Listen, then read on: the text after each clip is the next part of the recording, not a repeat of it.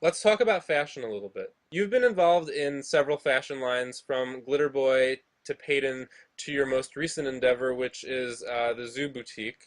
Yes. And you've even collaborated with jewelry designers like Tarina Tarantino for Tokyo Yes. Hardcore. Yes. And one of the most popular threads on the Despair Faction site is the style fashion thread. So obviously your listeners are also really into fashion and style. Um, what have you got in the works right now as far as fashion and style is concerned?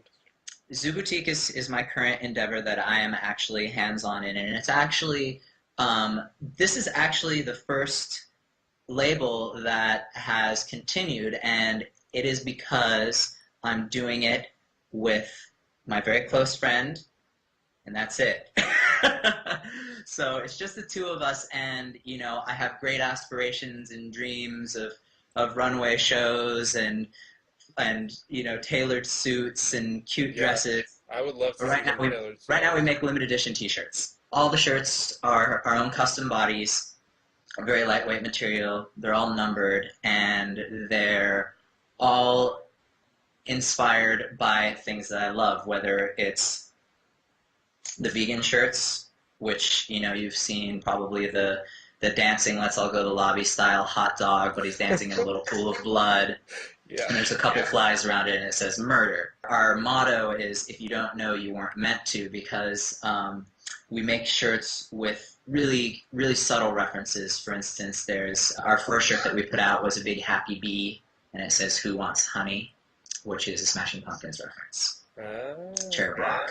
So it's that kind of thing, especially in a time when you've got so many people walking around in their Joy Division shirts or in their Ramones t-shirts, whereas 20 years ago or 10 years ago even, that meant that you and that person had something in common, but now it means that they shop at Urban Outfitters or whatever. And Yeah. not that that's a problem, but it just sends mixed messages. So these are the subtle t-shirts for the connoisseurs of both fashion and music at times.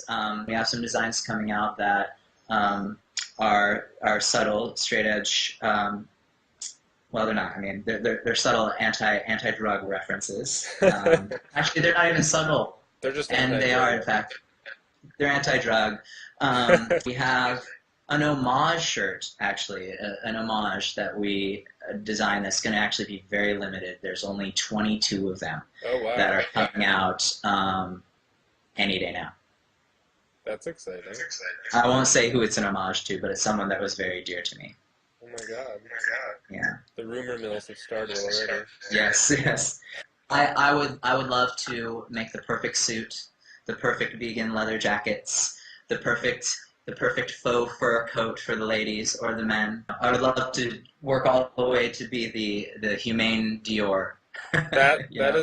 is a great goal, and we don't have a male a menswear version of Stella McCartney, and it's I've it's heard rumors that unfortunate. Stella's going to do something for men.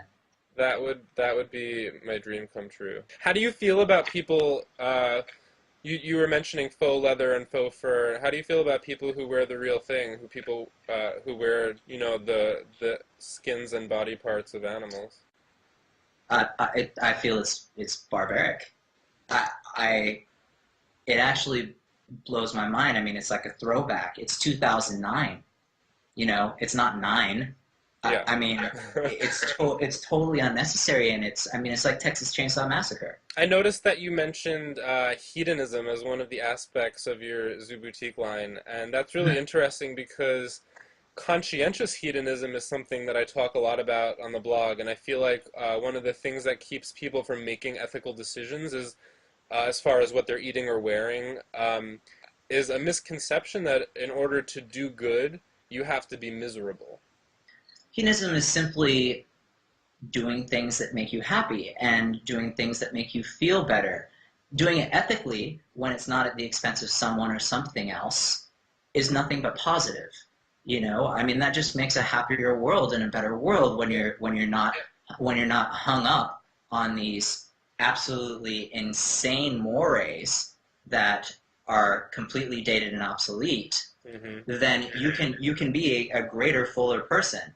Yeah. Now, certainly, hedonism at the expense of the life of an innocent creature, such as a mink who gets murdered to wear your fur coat, so that you have your fur coat, is totally unacceptable and selfish. With conscientious hedonism, you can derive more pleasure from knowing that your actions are, giving back, that it's not just about taking for yourself. It's not about selfishness. Right. It's about, getting more out of giving back. And that goes back to a lot of philosophies, and I think that it's something that can be incorporated into pop culture. And it's great that someone like you is actively doing that. Thank Um, you. you've been all over the world. What is the Yes, most amazing meal you've ever eaten? Where was it? What restaurant was it? there are two. Okay.